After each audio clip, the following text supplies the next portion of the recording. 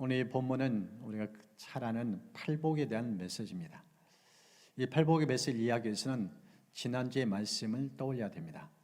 우리 지난주 살펴본 본문, 예수님께서 이제 광야 시험 후에 인생 현장으로 오셨습니다. 갈릴리 이 주변에 사는 사람을 찾아가는데 이 땅에 사는 사람들의 삶의 실제가 너무나 암울했어요. 흑암 가운데 있었다고 표현합니다. 사망의 그늘에 앉아 있어 표현합니다. 절망 그 자체예요. 너무나 인생이 피폐하는 모습. 그러면서 회개하라, 천국이 가까웠다. 하늘의 메시지를 들려주시면서 일일이 그들 찾아가고 만나주십니다.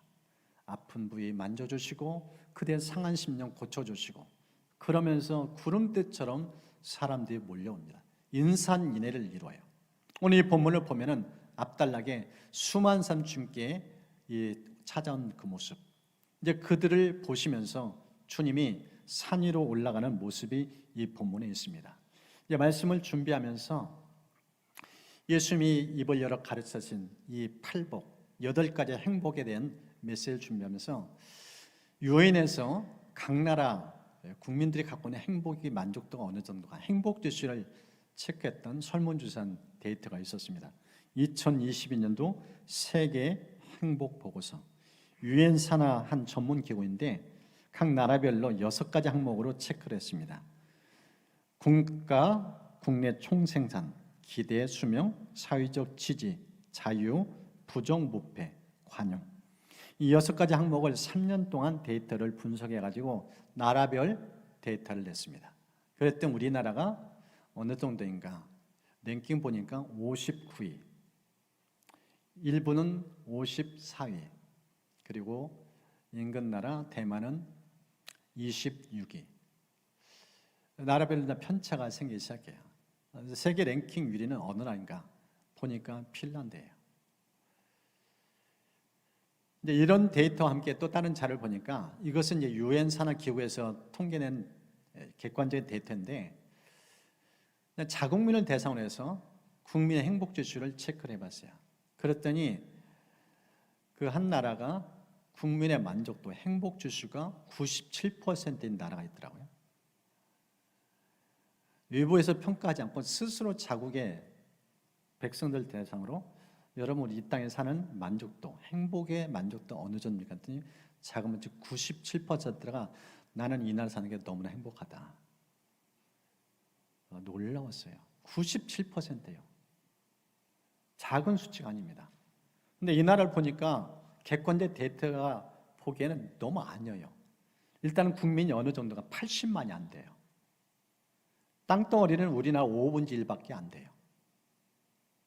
그리고 국내 이 국민들의 이 GNP가 어느 정도인가 1000불이에요. 그런데 행복 만족도는 97%. 어떤 1000불 나는 그런 통계예요. 도대체 이해가 안 가는 모습이에요. 어떻게 1인당 국민 수는 1000불도 안 되는데 행복 지수는 97%일까? 이해가 안 되는 통계입니다. 근데 실제 이들 나라는요, 일단은 국가에서 무상교육을 시켜줘요. 그리고 아프면은 무료로 치료받을 수 있도록 해줘요. 그리고 땅덩어리였으면 국가에서 땅도 줘요. 그런 나라예요.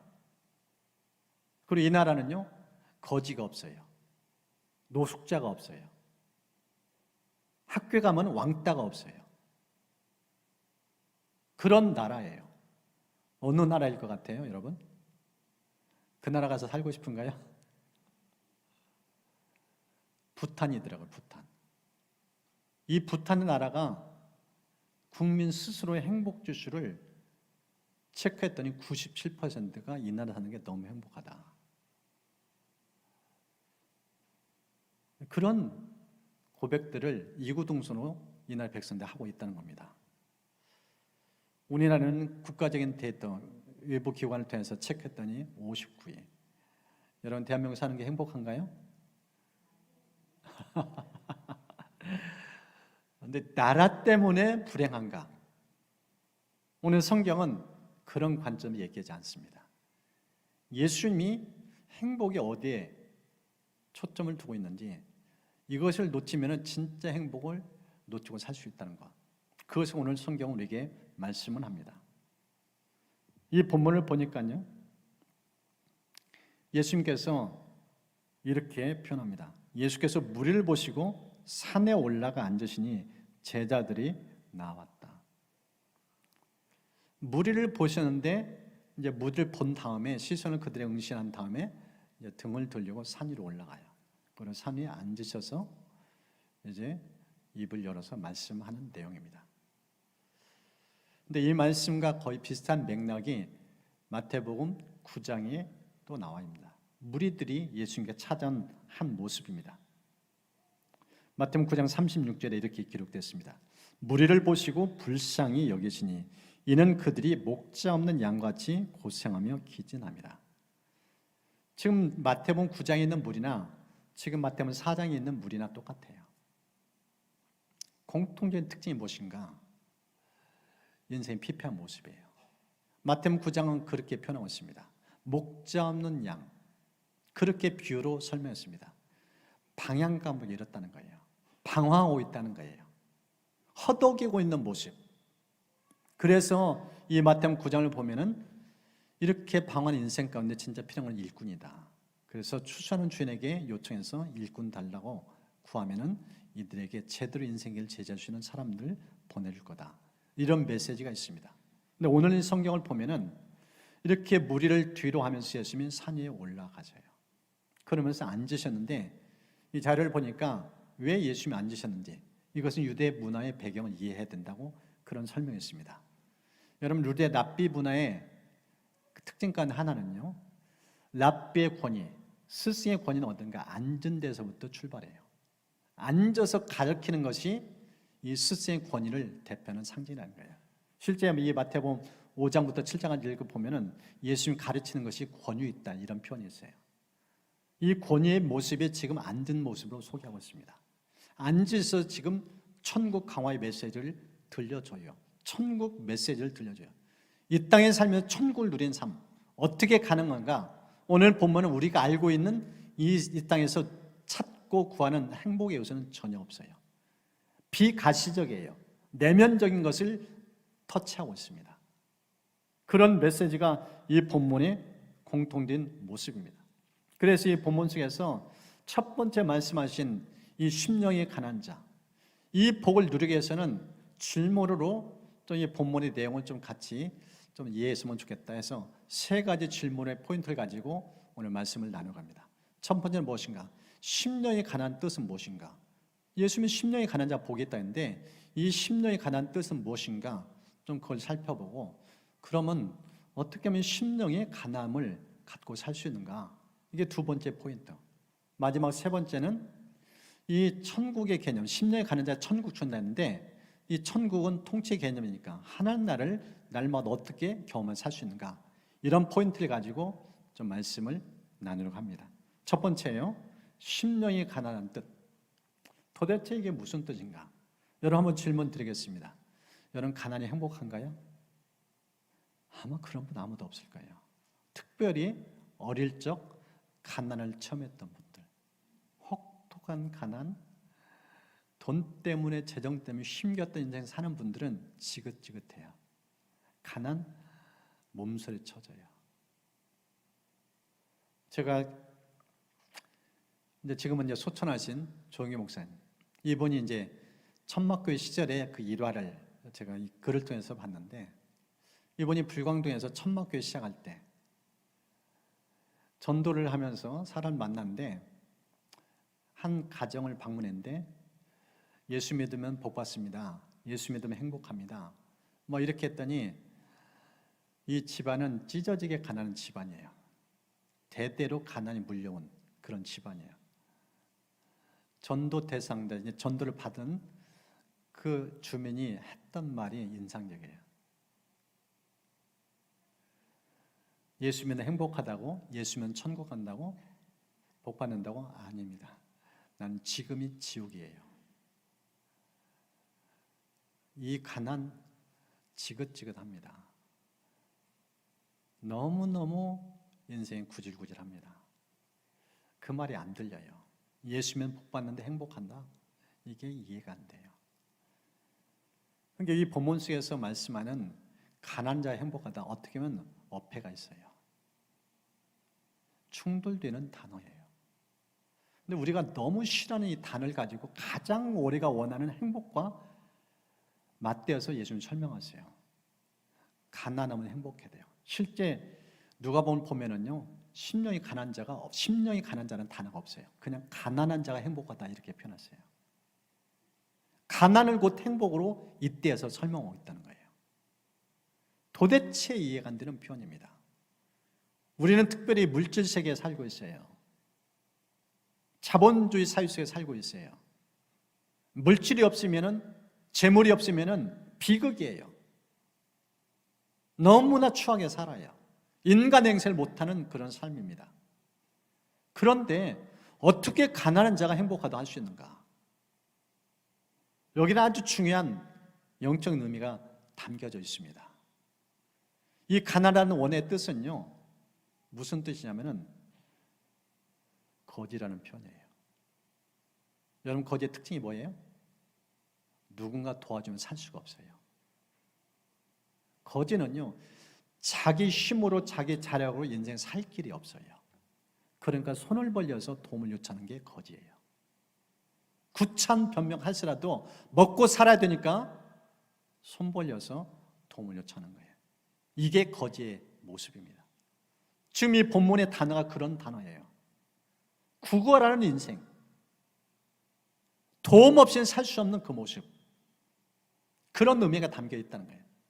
실제 이 권성수 교수님이 이렇게 표현했어요. 원어적인 표현을, 심령이 가난하다는 말은 자신은 하나님의 진노 아래에 있으므로 하나님의 긍휼과 은혜가 아니면 살 수 없다는 것을 알고 하나님께 의존할 수밖에 없다는 자신의 영적 가난을 깨닫는 것. 자신의 영적 가난을 깨닫는 것. 그래서 상실되고 절망적이고 무기력한 자신을 발견하는 것. 이게 지금 심령이 가난하다는 뜻이라는 거예요. 앞에 지금 4장에 살펴봤잖아요. 왜 이렇게 예수님께 우리를 몰려왔나? 예수님 없을 때는 몰랐어요. 왜 이렇게 인생이 피폐인지, 왜 이렇게 인생이 어둠가 있는지, 왜 이렇게 흑암 속에 처한 인생인지 원인도 알 수 없었어요. 근데 예수님 만나보니까 비로소 눈이 열린 거예요. 빛이신 그분을 보니까 눈이 열린 거예요. 당신이 필요합니다. 당신 없었기 때문에 그런 겁니다. 비로소 눈이 열린 거예요. 그런 모습을 지금 오늘 본문 속에서 말씀하고 있는 것입니다. 성경 보면 마가복음 7장에요.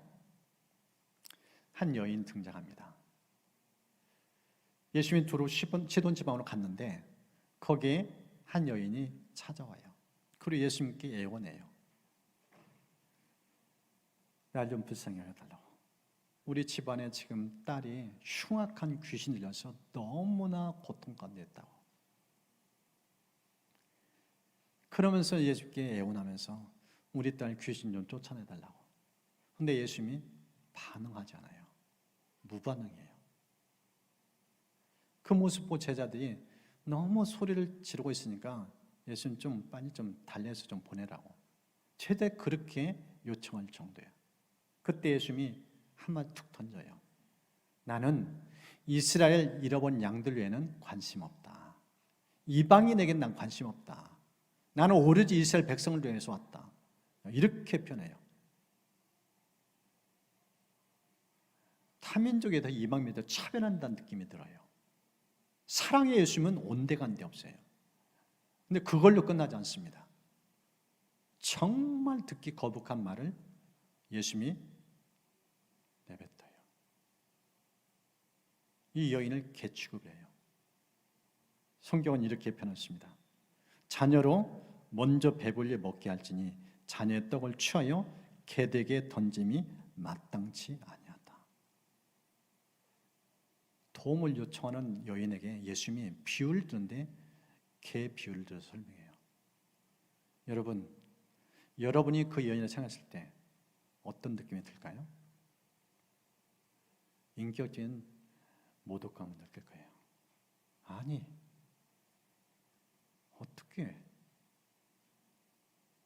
저렇게 할 수 있을까? 진짜 저분 메시아 맞나? 충격받을 수 있는 표현이에요. 인격적 모멸감, 수치심을 느끼는 표현이에요. 어떻게 인간을 개취급을 해요?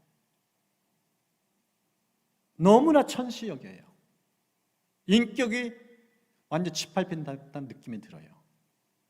이 정도 되면은 이렇게 화내고 그냥 갈 수도 있어요. 그런데 이 여인의 반응이 너무 놀라워요.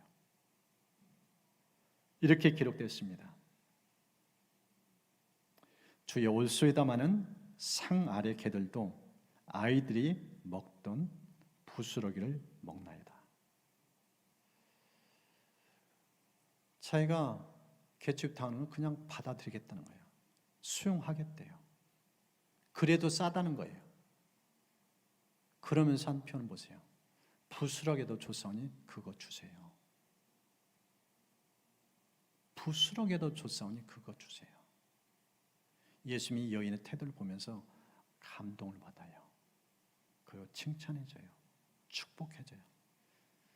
큰 믿음을 지닌 사람이라고 축복해줘요. 여러분, 이게 가난한 자의 마음이에요. 거절받았어요. 냉대받았어요. 수치 모멸감에 가득했어요. 그런데 부스러기 은혜라도 줬사오니 그거 달라고 애원하는 거예요. 거짓처럼 구걸하는 마음. 이런 태도를 복 있는 마음이라고 예수님이 말씀하고 있어요. 하나님이 없이는 살 수 없다는 겁니다. 이 은혜를 거절하면 나는 끝장난다는 거예요. 죽기 살기로 매어달리는 그 심정.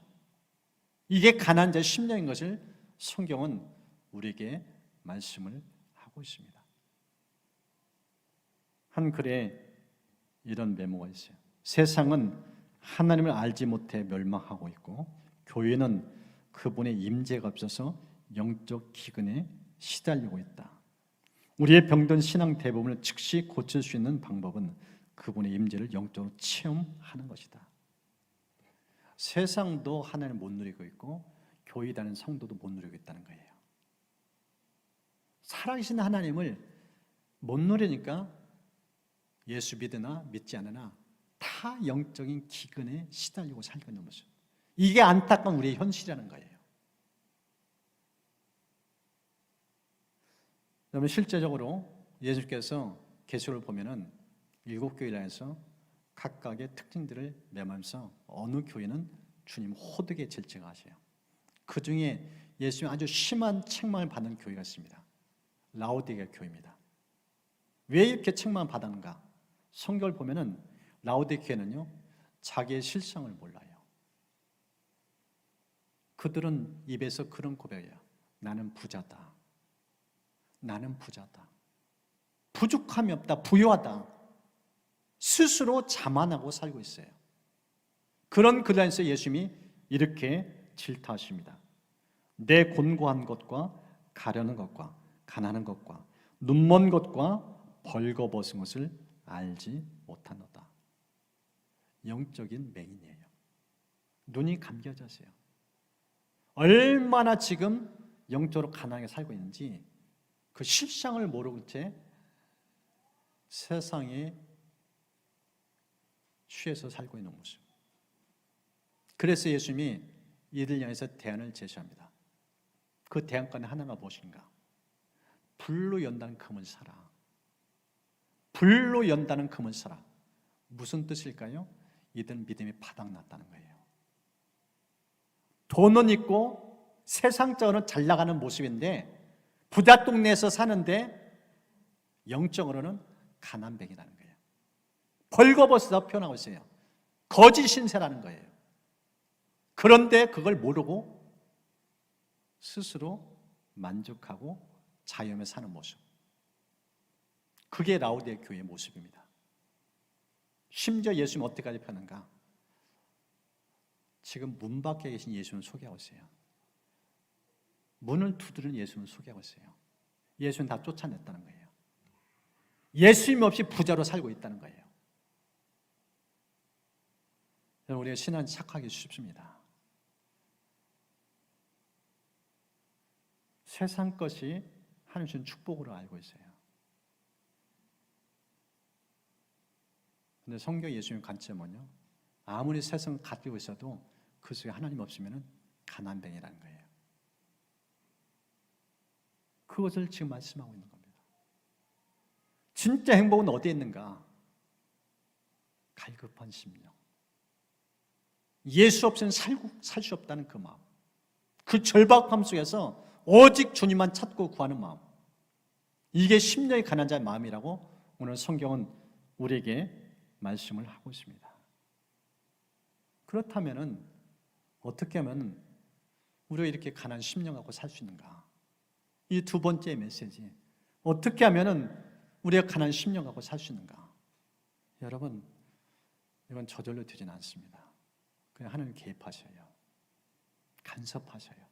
어떻게 간섭하시는가? 고난을 보내요. 환난의 바람을 보내요.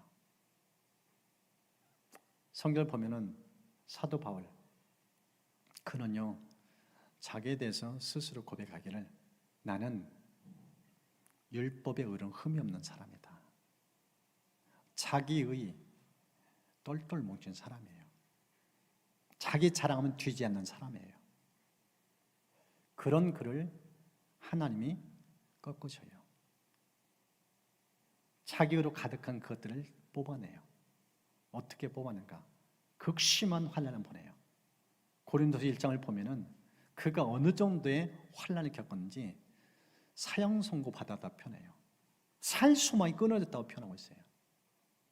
완전히 죽기 일보 직전까지 간 거예요. 왜 그렇게 극심하게 하나님께서 환난을, 고난을 그렇게 보내는가? 성경은 이렇게 기록됐어요. 이는 우리로 자기를 의지하지 말고 오직 죽은 자를 다시 살리시는 하나님만 의지하게 하십니다. 내 안에 하나님의 것도 너무 많다는 거예요. 불순물이 너무 많다는 거예요. 예수 믿는 것 같은데 여전히 붙들고 있는 세상이 많다는 거예요. 하나님으로 한 부유함은 아직도 못 누리고 있다는 거예요. 그래서 하나님께서 직접 개발해서 하신 것이 뭘까? 하나님 위의 것들을 빼내는 작업, 제거하는 작업, 그걸 시킨다는 거예요. 여러분 욥도 보십시오. 욥기 1장을 보면은 하나님께 욥에 대한 소개를 해놔요. 동방의 의인, 갑부, 행복 그 자체처럼 보여져요. 부럽다 느낌이 들 만큼. 그런데 환난이 닥쳐요. 그러면서 끝도 없이 모를 정도로 그냥 완전히 추락해요. 긴 고난을 통과해요. 그런 후에 마지막 42장을 보면은 욥이 한 고백이 있어요. 내가 이전에는 하나님을 귀로만 들었대요. 근데 이 고난의 턴을 통하면서 눈이 열렸대요. 무슨 뜻일까요? 고난을 직면하면서 풀무불을 통과하면서 비로소 영적인 눈이 열렸다는 거예요. 부자일 때 그때도 예수 믿지 않은 건 아니에요. 하나님 믿지 않는 거 아니에요. 근데 진짜 환난 통과해 보니까 하나님 진하게 만난 거예요. 제대로 만난 거예요. 그 눈이 열린 거예요. 그래서 이 하나님께서 우리는 원치 않지만 때로는 하나님이 우리에게 직접 개입하셔서 정신 차리라고, 그게 행복 아니라고, 나 붙들의 행복을 제대로 누린다고 하나님의 그 붙잡은 건 하나님 다 빼내는 작업을 하시는 거예요. 근데 이렇게 하면 어떻게 살겠어요? 날마다 우리가 하나님 통치, 하나님 다스림 받는 삶도 필요해요. 이거 우리가 자발적으로 할 수가 있어요.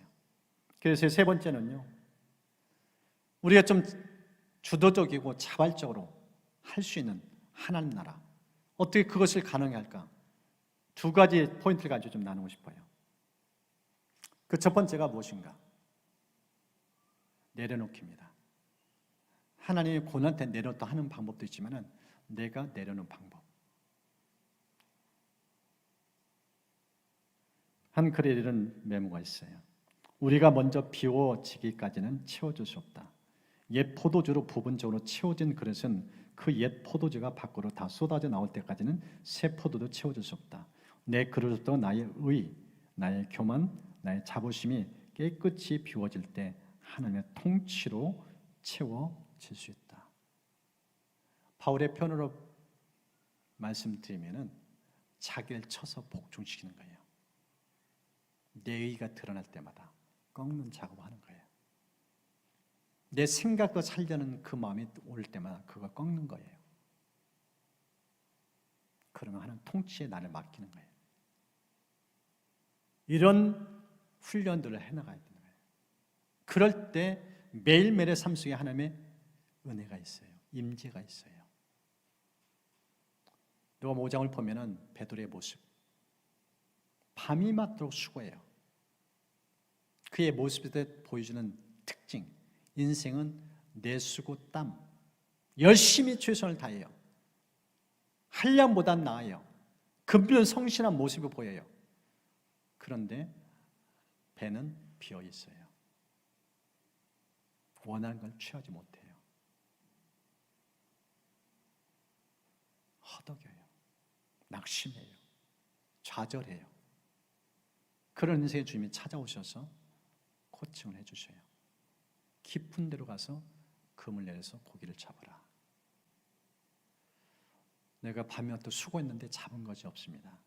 그러나 이제 말씀에 이제 내가 순종하면서 나아가겠습니다. 그 결과에 대해 성경은 이렇게 기록해놨습니다. 그렇게 하니 고기를 잡은 것이 힘이 많아 그물이 찢어지는지라. 내 생각, 내 경험 내려놓고 하나님 말씀 붙잡고 하나님을 내 인생 중심 모시니까 결과가 달라요. 빈배 가득 차요. 여러분, 비워야 채워집니다. 비우지 않으면 체험이 없어요. 오늘 본문에 말씀하시는 심령이 가난 자가 무엇인가? 마음을 좀 비우라는 거예요. 세상을 비우라는 거예요.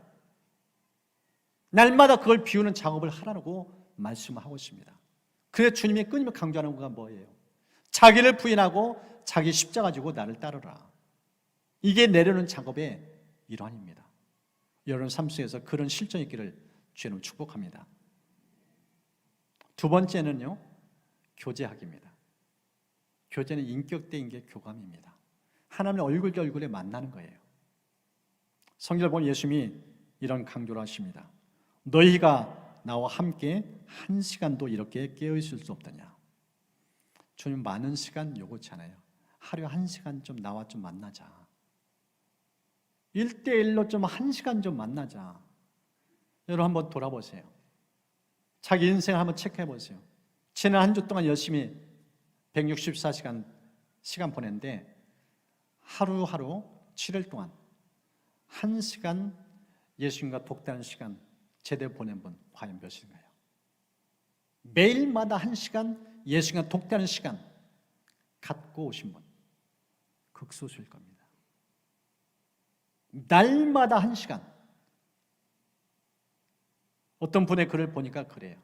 20년 가까운 신앙사였는데 자기 돌아보니까 하루에 단 한 시간 제대로 하나님과 교제한 적이 없대요. 너무 부끄러웠대요. 결혼됐고 하나님께 자녀를 선물 주셔서 태중에 아이가 있는데 아이에게도 부끄러운 모습 보면서 작심하더라고요. 그리고 말씀 앞에 반응해요. 내가 하루 한 시간 예수님과 교제하리라. 주님과 1대1로 만나리라. 시간을 장소를 정해서 예수님과 긴밀한 만남을 가져요. 그러면서 그가 변화의 기록들을 몇 가지로 메모한 것을 봤습니다. 첫 번째, 꿈속 세계에 살고 있는 느낌이다.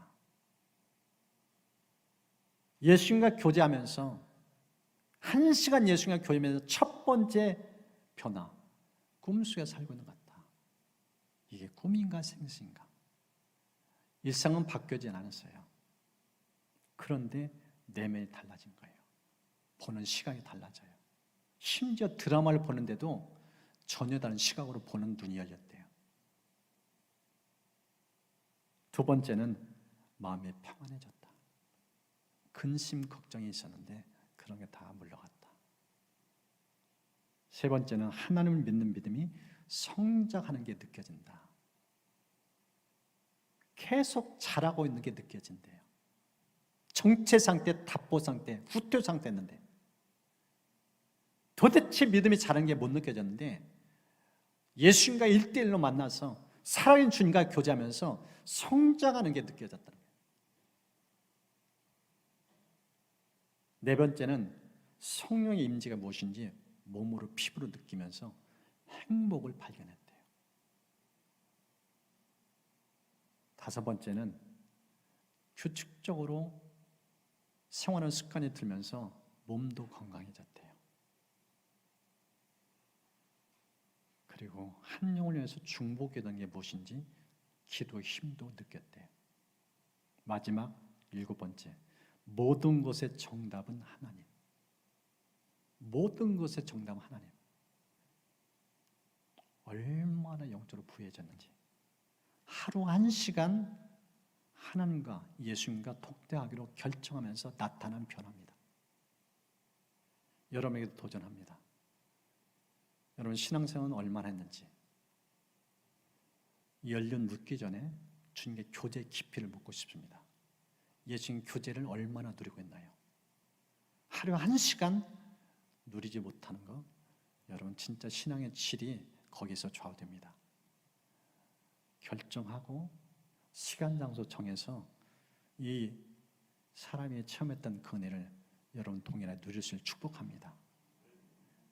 내려놓아야 되고 교제해야 비로소 이 땅에서 천국을 경험해요. 죽어가 사는 천국이 아니라 이 땅에서 매일의 삶 속에 살아가는 주님과 교제하면서 천국의 실제를 맛보게 된다는 겁니다. 한 글을 보니까 이런 메모가 있어요.